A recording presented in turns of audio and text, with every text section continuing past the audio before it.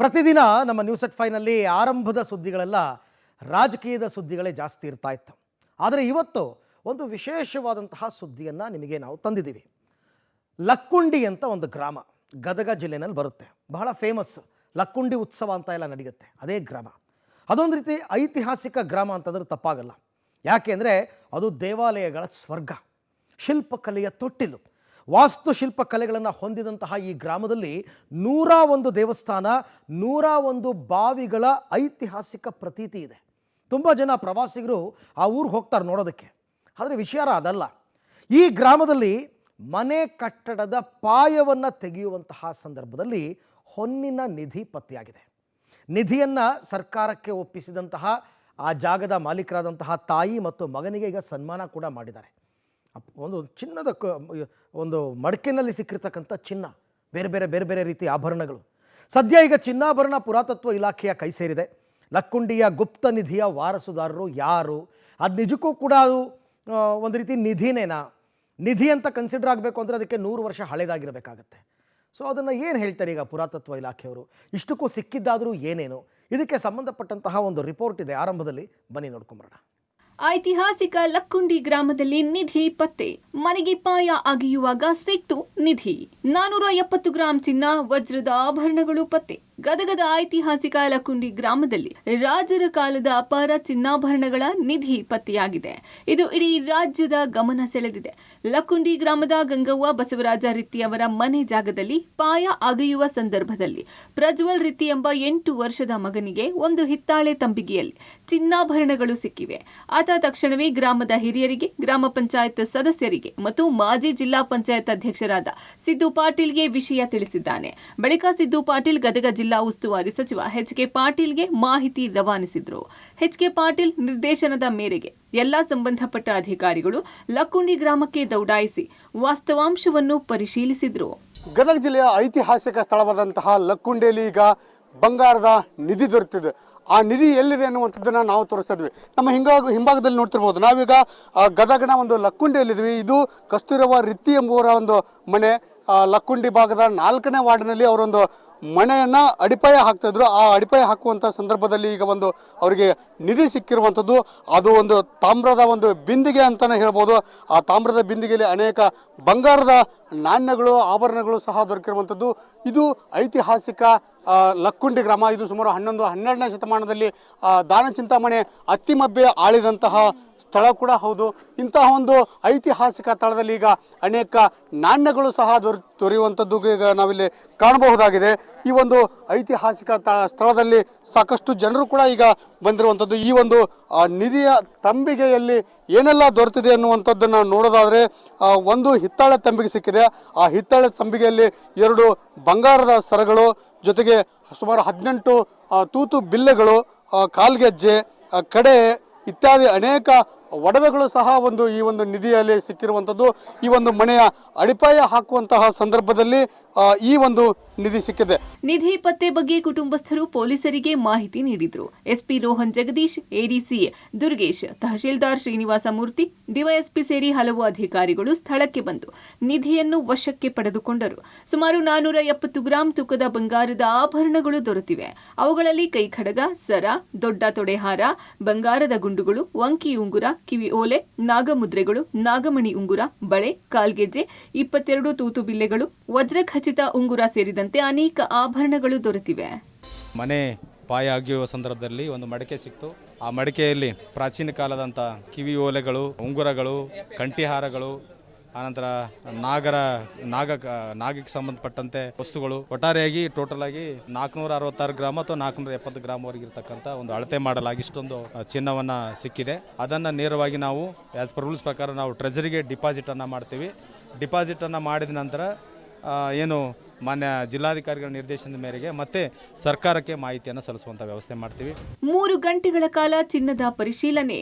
ಜಿಲ್ಲಾಡಳಿತ ಖಜಾನೆಗೆ ಚಿನ್ನಾಭರಣ ಹಸ್ತಾಂತರ. ಕುಟುಂಬದ ಪ್ರಾಮಾಣಿಕತೆ ಮೆಚ್ಚಿದ ಅಧಿಕಾರಿಗಳು ಸನ್ಮಾನ. ಅಕ್ಕಸಾಲಿಗರನ್ನು ಕರೆಸಿ ಮಡಿಕೆಯಲ್ಲಿನ ಚಿನ್ನವನ್ನ 3 ಗಂಟೆಗಳ ಕಾಲ ಪರಿಶೀಲಿಸಿ ತೂಕ ಮಾಡಲಾಯಿತು. 22 ವಿವಿಧ ಚಿನ್ನದ ಆಭರಣಗಳು ಹಳೆ ಕಾಲದ ಆಭರಣಗಳು ಎನ್ನಲಾಗ್ತಾ ಇದೆ. ಸದ್ಯ ಇದರ ಮೌಲ್ಯ ಸುಮಾರು 65ರಿಂದ 70 ಲಕ್ಷ ಆಗಬಹುದು ಎಂದು ಅಂದಾಜಿಸಲಾಗಿದೆ. ಅಧಿಕಾರಿಗಳು, ಗ್ರಾಮದ ಹಿರಿಯರು, ಮುಖಂಡರ ಸಮ್ಮುಖದಲ್ಲಿ ಪೊಲೀಸ್ ಬಂದೋಬಸ್ತ್ ಮೂಲಕ ಜಿಲ್ಲಾಡಳಿತದ ಖಜಾನೆಗೆ ಒಪ್ಪಿಸಲಾಗಿದೆ.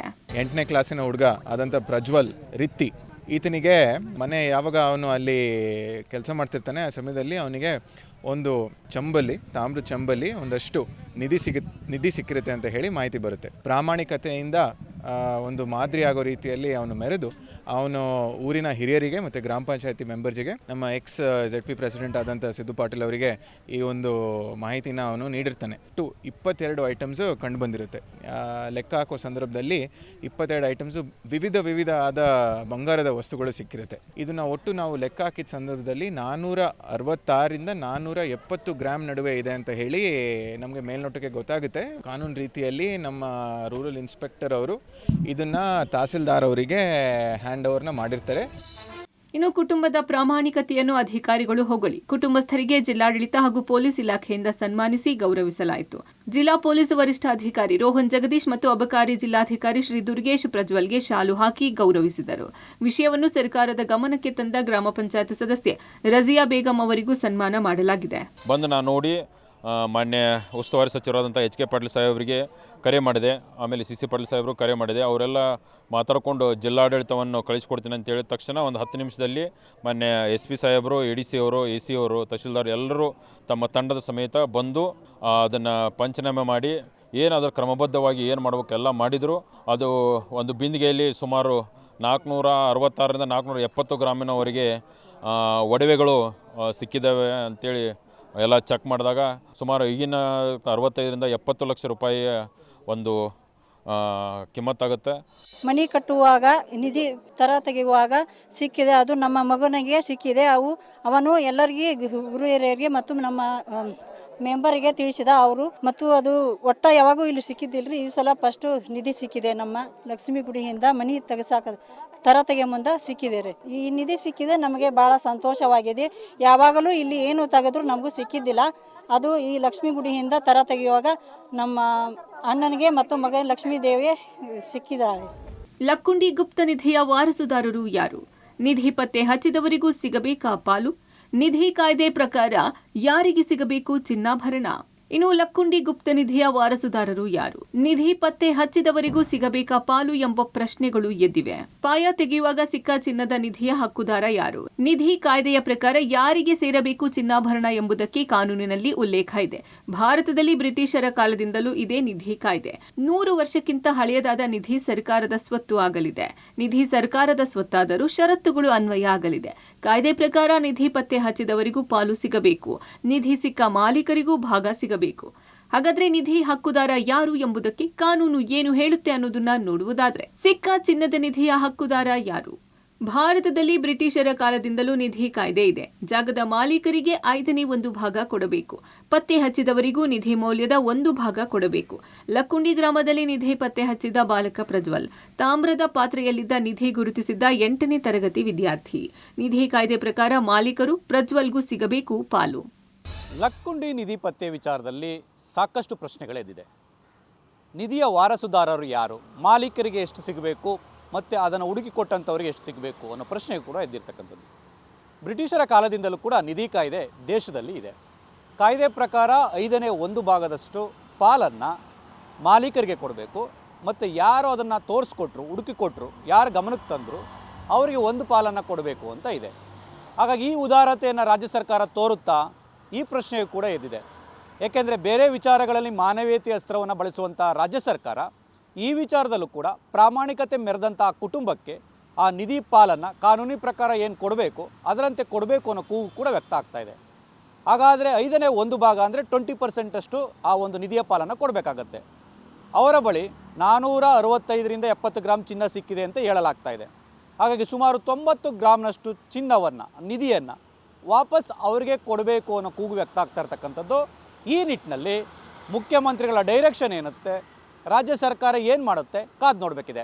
ಈ ನಡುವೆ ನಿಧಿ ಸಿಕ್ಕಿರುವ ಬಗ್ಗೆ ಸಿಎಂ ಸಿದ್ದರಾಮಯ್ಯ ಸಂಪೂರ್ಣ ವರದಿ ಪಡೆದುಕೊಂಡಿದ್ದಾರೆ. ನಿಧಿ ಪತ್ತೆಯಾದ ಸುದ್ದಿ ತಿಳಿದ ತಕ್ಷಣ ಜಿಲ್ಲಾಡಳಿತದೊಂದಿಗೆ ಸ್ಥಳಕ್ಕೆ ಭೇಟಿ ನೀಡಿದ್ದ ಲಕ್ಕುಂಡಿ ಅಭಿವೃದ್ಧಿ ಪ್ರಾಧಿಕಾರದ ಸದಸ್ಯ ಸಿದ್ದಲಿಂಗೇಶ ಪಾಟೀಲ ಗದಗ ಜಿಲ್ಲಾ ಉಸ್ತುವಾರಿ ಸಚಿವ ಎಚ್.ಕೆ. ಪಾಟೀಲರಿಗೆ ಸ್ಥಳದಿಂದಲೇ ಮಾಹಿತಿ ನೀಡಿದ್ದಾರೆ. ಹೌದು ಸರ್, ಮನಿ ಪಾಯ ತೆಗೆಯೋ ಮುಂದೆ ಸಿಕ್ಕಿದೆ. ಒಂದು 800 ಗ್ರಾಮ್ಲಿಂದ 1 kg ಆಗ್ಬೋದು ಸರ್. ಗೋಲ್ಡ ಸರ್, ಎಲ್ಲ ಗೋಲ್ಡ್ ಐತೆ ಸರ್. SP ಅವರು ಬಂದಾರ ಸರ್ ಈಗ ಜಸ್ಟ್. SP ಸಾಹೇಬ್ರು ನಾವು ಕೊಡಿದೀವಿ ಸರ್. ಈಗ ಒಂದು ಹುಡುಗ, ಒಂದು 14 ವರ್ಷದ ಹುಡುಗ ತಂದು ಕೊಟ್ಟಿದ್ದಾನೆ ಸರ್. ಅವ್ರ ಮನೆ ಪಾಯ ತೆಗೆಯೋ ಸ್ಟೇಟ್ ಅಂತ ಹೇಳಿ ಇಲ್ಲಿ ಗ್ರಾಮ ಪಂಚಾಯತ್ ಸದಸ್ಯರಿಗೆ ತಂದು ಕೊಟ್ಟರು ಸರ್. ಆ ಗ್ರಾಮ ಪಂಚಾಯತ್ ಸದಸ್ಯರು ನಾನು ಕಾಲ್ ಮಾಡಿದೆ ಸರ್. ನಾನು ಎಚ್.ಕೆ. ಪಾಟೀಲ್ ಸಾಹೇಬ್ರು ನಾವು ಕಾಲ್ ಮಾಡಿದ್ವಿ ಸರ್, ಹಿಂಗಾಗಿತ್ತು ಅಂತ ಹೇಳಿ. ಹ್ಞೂ ಸರ್, ಹ್ಞೂ. ಅದು ತಾವತ್ತು ನೈಟ್ ಬಂದು ಎಲ್ಲ ತೋರಿಸಿ. ಹ್ಞೂ ಸರ್, ಹ್ಞೂ ಕೊಡ್ತೀವಿ ಸರ್. ಐತಿಹಾಸಿಕ ಲಕ್ಕುಂಡಿ ಗ್ರಾಮ 101 ದೇವಸ್ಥಾನ, 101 ಬಾವಿಗಳ ಐತಿಹಾಸಿಕ ಪ್ರತೀತಿ ಹೊಂದಿರುವ ಸ್ಥಳ. ಕಲ್ಯಾಣ ಚಾಲುಕ್ಯರು, ರಾಷ್ಟ್ರಕೂಟರು, ಹೊಯ್ಸಳರು, ದಾನ ಚಿಂತಾಮಣಿ, ಅತ್ತಿಮಬ್ಬೆಯ ಕರ್ಮಭೂಮಿ ಇದು. ಇಂತಹ ಸ್ಥಳದಲ್ಲೀಗ ನಿಧಿ ಪತ್ತೆಯಾಗಿದ್ದು ಅದನ್ನು ಜಿಲ್ಲಾಡಳಿತಕ್ಕೆ ಹಸ್ತಾಂತರ ಮಾಡಲಾಯಿತು. ರಿತ್ತಿ ಕುಟುಂಬ ಪ್ರಾಮಾಣಿಕತೆ ಎಲ್ಲರ ಮೆಚ್ಚುಗೆಗೆ ಕಾರಣವಾಗಿದೆ. Bhimanagouda, public TV, Gadag.